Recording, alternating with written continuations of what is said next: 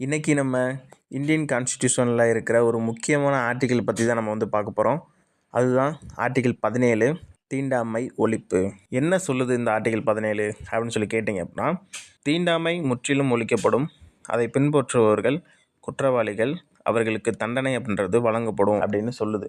இதோட அர்த்தம் என்னென்னு கேட்டிங்க அப்படின்னா, ஜாதி அடிப்படையிலான தீண்டாமை அப்படின்றது இந்தியாவில் சட்டவிரோதமாக கருதப்படும் அப்படின்னு சொல்கிறாங்க. இப்போ தீண்டாமை அப்படின்றது உங்களுக்கு புரிகிற மாதிரி எக்ஸாம்பிள் சொல்கிறேன். அந்த காலங்களில் அந்த பழங்குடியினர்கள் மற்றும் பட்டியலின மக்கள் அவங்க என்ன பண்ணாலுமே அது தீட்டுன்னே சொல்கிறாங்க. நிறையா சொல்லி கேள்விப்பட்டிருக்கிறேன். அவங்கள பார்த்தா தீட்டு, அவங்க யூஸ் பண்ணுற தண்ணியை நம்ம யூஸ் பண்ணால் தீட்டு, அந்த மாதிரி சொல்லி நிறையா அவங்கள கொடுமைப்படுத்தினாங்க அந்த காலத்தில். இதை வச்சு ஒரு மூவி வந்துச்சு, உதயநிதி ஸ்டாலின் நடிச்சிருந்த நெஞ்சுக்கு நீதின்னு சொல்லி ஒரு மூவி. அந்த படத்தில் ஃபுல் அண்ட் ஃபுல் இந்த தீண்டாமை ஒழிப்பை பற்றி தான் ஃபுல் அண்ட் ஃபுல் அந்த படமாகவே இருக்கும். ஸோ அதுதான் பட்டியலின மக்கள் மற்றும் பழங்குடியினர்கள் மக்களுக்கு நடக்கிற அந்த கொடுமைகளை தடுப்பதற்காக தான் இந்த தீண்டாமை ஒழிப்பு அப்படின்ற ஒரு ஆர்டிக்கிளை கவர்மெண்ட் கொண்டு வந்தாங்க. இதை நடைமுறைப்படுத்த அரசு சில சட்டம் அப்படி போட்டாங்க. என்ன சட்டம் போட்டிருக்காங்க அப்படி பார்க்கும்போது, அவங்க முதல்ல கொண்டு வந்த சட்டம் என்னதுன்னு பார்த்தீங்கன்னா, தீண்டாமை சட்டம்.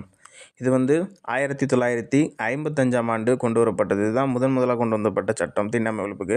ஃபஸ்ட்டு இந்த தீண்டாமை ஒழிப்பு சட்டம் போட்டிருந்தாங்களே, அதையே பெயர் மாற்றம் பண்ணி குடிமக்கள் உரிமைகள் பாதுகாப்பு சட்டம் அப்படின்னு சொல்லி 1976 போட்டாங்க. அதாவது protection of civil rights act 1976 போட்டாங்க.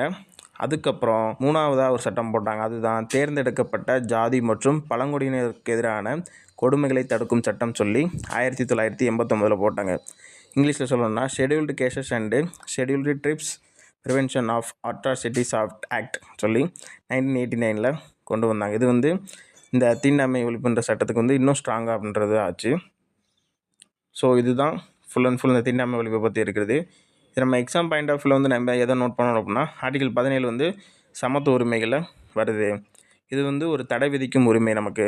அதுக்கப்புறம் கவர்மெண்ட் எந்த ஒரு சூழ்நிலையிலுமே தீண்டாமை அனுமதிக்காது. 1955, அப்புறம் 1976, அப்புறம் 1989 இந்த 3 வருஷங்களில் போட்ட சட்டங்கள்ன்றது படித்து வச்சுக்கோங்க, ரொம்ப யூஸ்ஃபுல்லாக இருக்கும். இதே மாதிரி உங்களுக்கு அடிப்படை உரிமைகள் பற்றி ஃபுல் டீட்டெயில்ஸ் தெரியணும் அப்படின்னா டிஸ்கிரிப்ஷனில் இதோட ஃபுல் வீடியோ இருக்குது. உங்களுக்கு விருப்பம் இருந்தால் போய் பாருங்கள். இன்றைக்கி நம்ம இந்தியன் கான்ஸ்டியூஷனில் இருக்கிற ஒரு முக்கியமான ஆர்டிக்கிள் பற்றி தான் நம்ம பார்க்க போகிறோம்.